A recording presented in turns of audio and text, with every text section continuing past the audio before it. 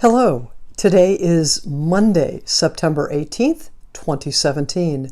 I'm Sharon Dingus, and I'm here to share with you another ray of light. I'm coming to you from Acres for Art and Enlightenment, home of AwakeningLight.net and Red Dog Creations Art Studio. Well, today I am hunkering down, and as you can see behind me is part of my art studio. And why am I hunkering down? Well, it's been a little over 2 weeks since I returned to my home in California. And when I pulled today's tarot cards, one of the things I was seeking to understand is, I've been loving these rays of light. It's been very fun to get out there, do some hiking, do some whatever, and record out in nature and work on my skills with Photoshop and with Adobe's Premiere Pro video editor. So I'm learning those skills. I've been concentrating on that because my one key thing was my promise to you and to me and to the universe of recording and posting these daily or near daily, I've missed one day, vlogs, these video logs on my journey, at walking my journey, right, of love and light.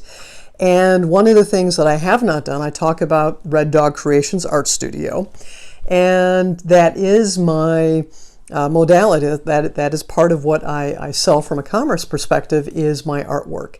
Well, being back here, part of it is I needed to unload and also to get settled in a little bit, and also to see friends that I hadn't seen for a while and meet some new ones.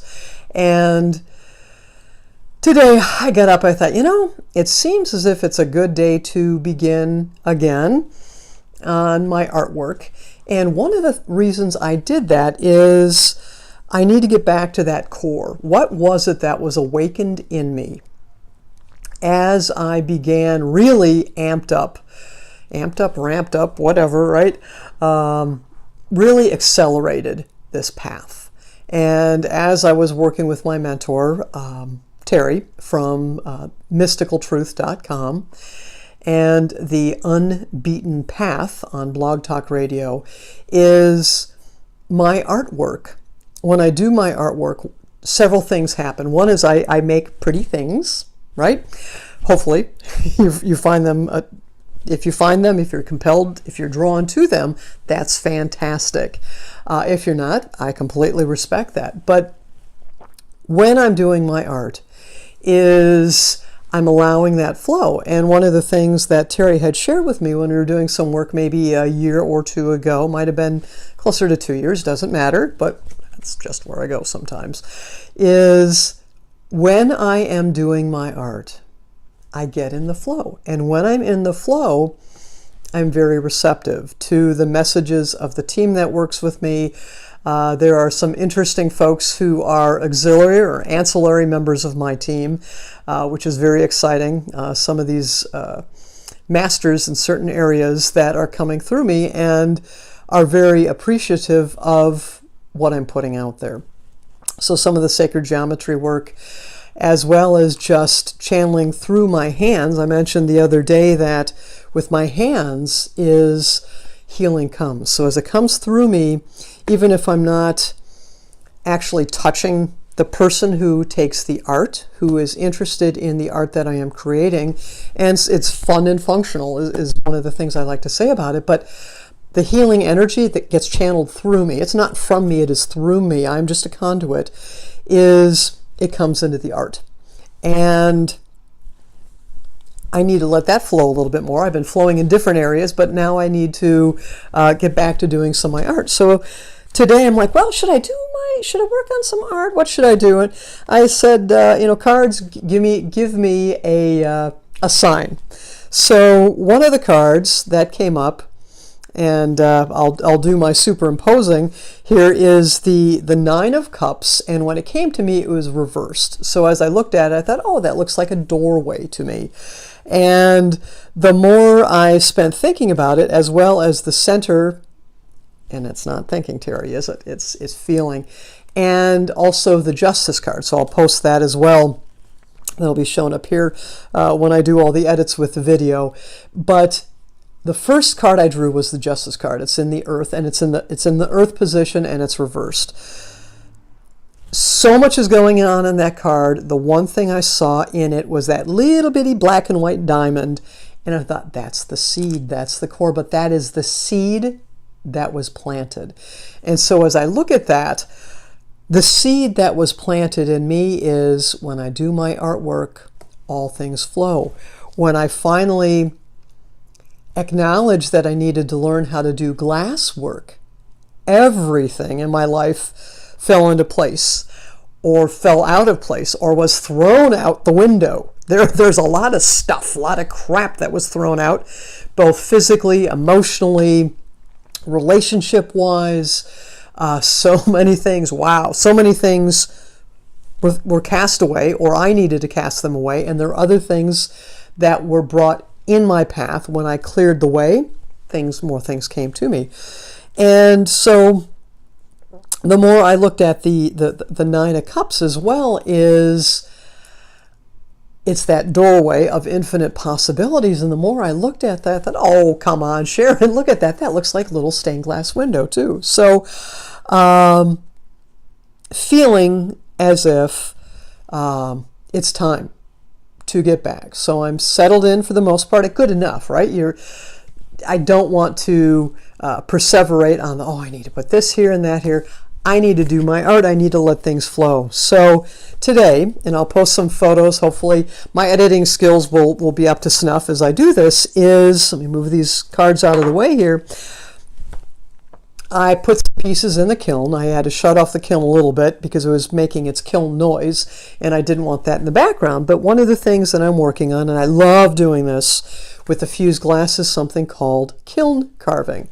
And it's a really pretty modality, and I'm not sure if you're going to catch the there we go, there's some iridescent, is putting the glass in the kiln, but then with a certain process, and there's some steps, and who knows, maybe I'll do some, actually not who knows, at some point I will do some video tutorials. And this is experimentation. I thought, wouldn't it be fun to do some kiln carving and stack multiple pieces. So this is actually 4 layers of glass, 2 fused together. There's still more work I need to do on it. It needs to spend some more kiln time, and it will.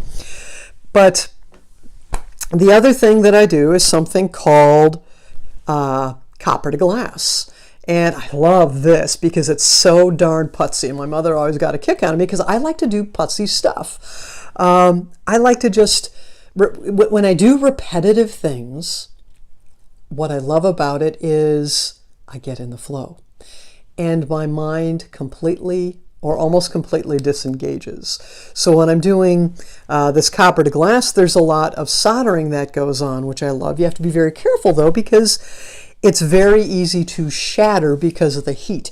And the more solder you put on there, the hotter the glass gets, the less the heat can dissipate, and you can pop the glass just like that. So behind me, I have a number of fun little shiny object pieces. What I love about these is there's the iridescent side. So I love to make these into night lights. And so there's this iridescent quality when the light behind it is off, but when the light is on, it's transparent. You can see through it.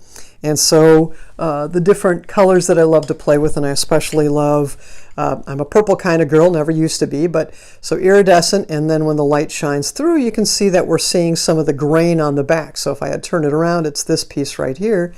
And so it's fun to play with these. And the other thing when I turn them into night lights is sometimes I like to do whimsical or perhaps not so whimsical, right? Love animals. But the other is like this piece right here. I actually have a whole book over in the corner here where I have collected and pressed leaves. So I collected, this is a maple leaf, and I'd have to look up to tell you exactly what kind, but during a walk last 2 falls ago, I collected a wide variety of leaves. And so what I like to do, and again, this is that copper to foil, but using an actual leaf as the template. And so it's very fun when it's lit up. You can see it behind, it's transparent, but you get to see the glow of that gorgeous, gorgeous maple leaf.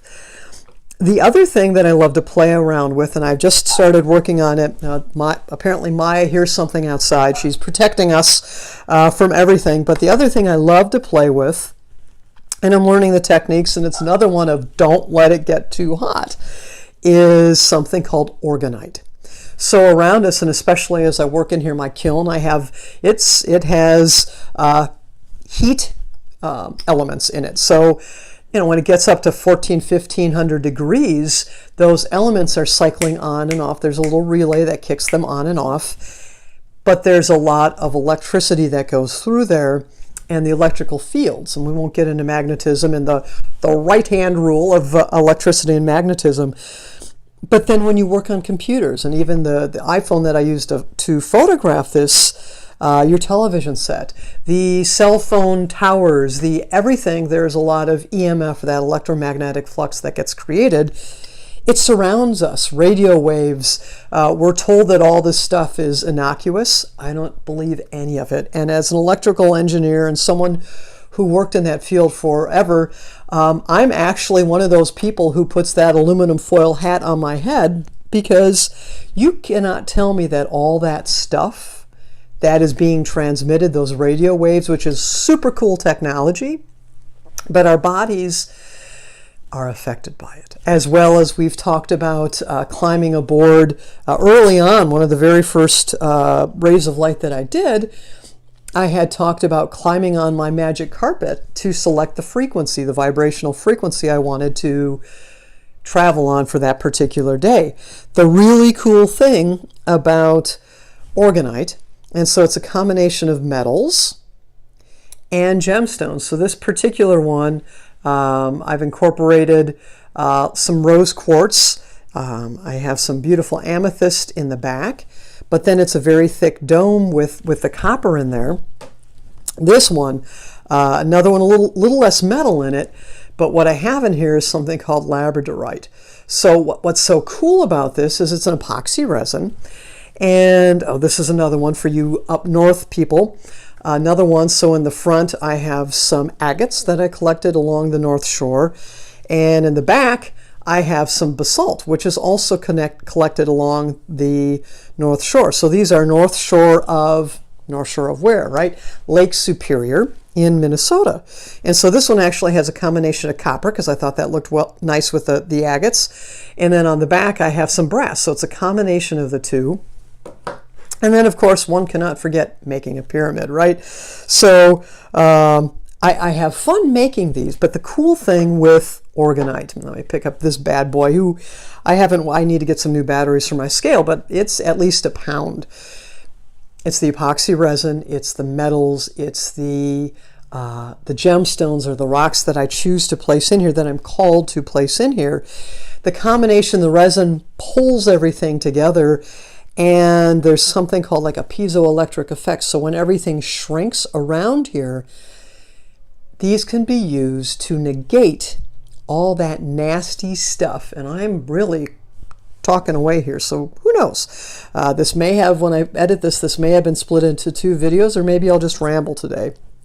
But the Orgonite, it will transmute the negative energy, and it turns into something that's very healing, very calming. And no, I am not talking from a medical professional perspective. I have not done scientific studies on this. So if you're thinking I'm saying it is going to heal you, praise the Lord, we're going to heal you, honey. I am not saying that. What I'm saying is I can feel the difference. Other people can feel the difference. So I'm super excited today that I am spending time going back to the seed that started everything for me. And that was allowing myself the creativity, the freedom to create, to put myself in not just the creative space, but the receptive space, so that my team and anyone that my team allows in with me will work through me to put that into my art that I can then share with others. So if you see something that you like, certainly feel free to reach out to me. You can also find my artwork at reddogcreationsllc.com. Someone already had Red Dog Creations, so I had to throw that little LLC. Or you can find me on Facebook, but just send a note to me if you're interested in something. Would love to create something for you. And if there's something you saw or may have seen at an art show, let me know if there's something you'd like. But I'm so excited that today I'm going to play. And I'm playing in my art studio, and it's super exciting. So where are you going to play today to get into that creative art flow, to allow, whether it's God, it's the angelic realm, your intuition, whatever it is that fuels you, whether you're agnostic or atheist or some form of religion or spirituality, whatever it is that gets that flow going in you, get it going and go back to your core, or find your core, find your seed. Thank you for taking the time to watch. I send you blessings, love, and light as you create the most wonderful day today.